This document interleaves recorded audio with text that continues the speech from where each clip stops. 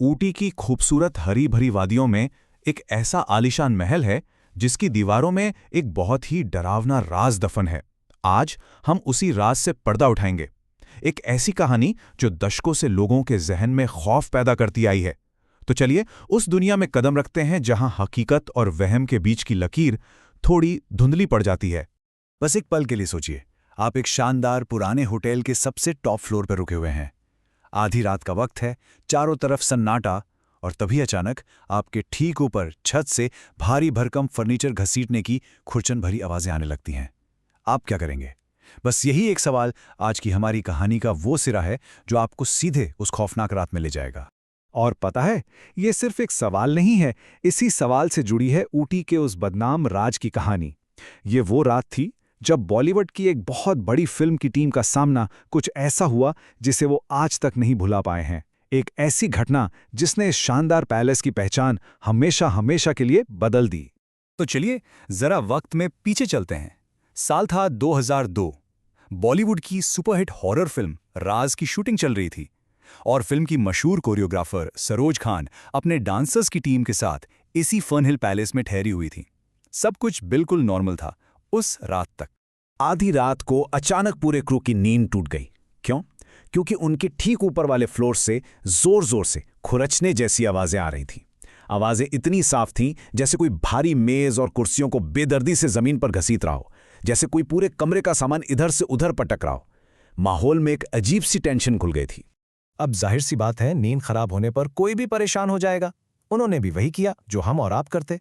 उन्होंने फौरन रिसेप्शन पर फोन मिलाया और शिकायत की। उन्होंने स्टाफ से कहा कि भाई, ऊपर वाले कमरे में जो भी मेहमान हैं, प्लीज उन्हें बोलिए कि थोड़ा शांत रहें, हमें सोना है।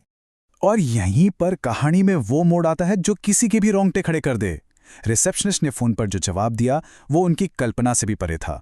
उसने बहुत ही शांत आवाज में कहा, लेकिन मैडम, आपके ऊपर तो कोई फ्लोर है ही नहीं। आप ही तो होटल की सबसे ऊपरी मंजिल पर ठहरी हुई हैं। आप सोच सकते हैं ये सुनने के बाद उन लोगों की क्या हालत हुई होगी। कहते हैं कि पूरा क्रू इतना ज्यादा डर गया था कि उन्होंने एक पल भी नहीं गवाया। आधी रात को ही अपना सारा सामान पैक किया और होटल खाली कर दिया। इस घटना का असर इतना बड़ा था कि होटल को भी एक लंबे अरसे के लिए बंद करना पड़ा था।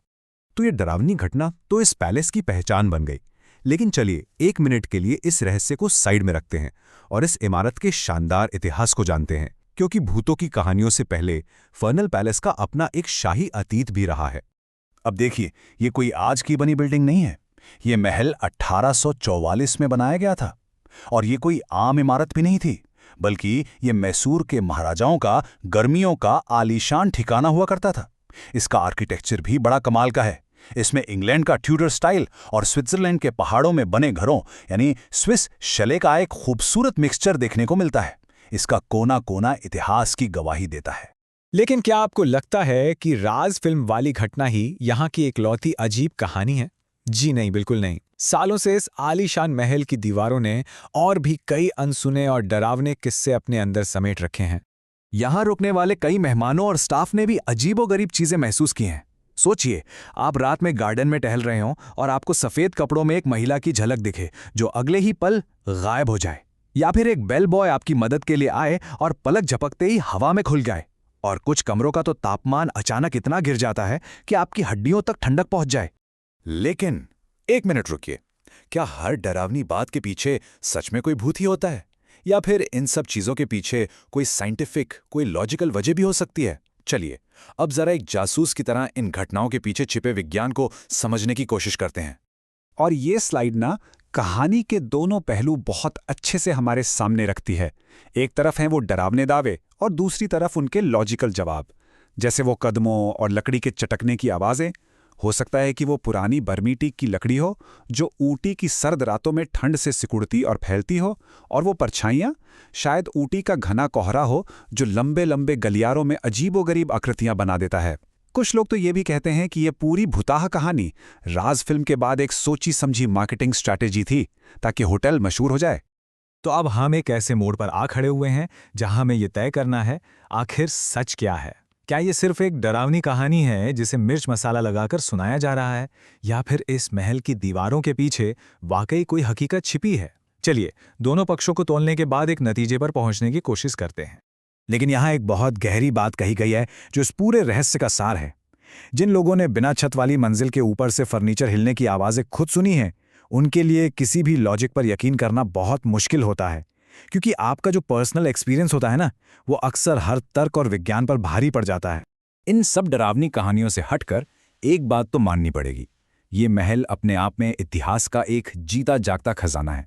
इसका वो भव्य बॉलरूम जहाँ कभी राजा महाराजा नाचते थे, इसकी शानदार बनावट और शाही कलाकृतियों का वो कीमती कलेक्शन, ये सब कुछ इसे देखने लायक बनाता है, चाहे आप भूतों में यकीन करते हों या नहीं।